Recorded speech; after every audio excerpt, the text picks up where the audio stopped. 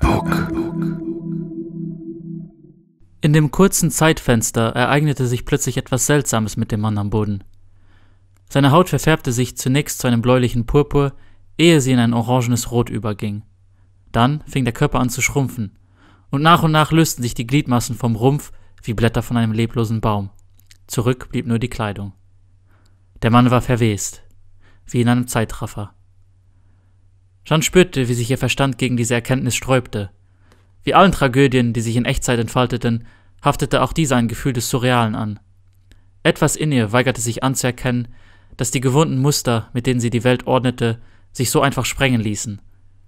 In diesem Fall kam noch hinzu, dass das Ereignis selbst sich gegen alle Kategorien widersetzte, die der Verstand ihm aufzwängen wollte, und so die Realität an den Rändern ausfranste. Solche blau glühenden Wurzeln konnte es gar nicht geben, und so schnell konnte ein menschlicher Körper gar nicht verfallen.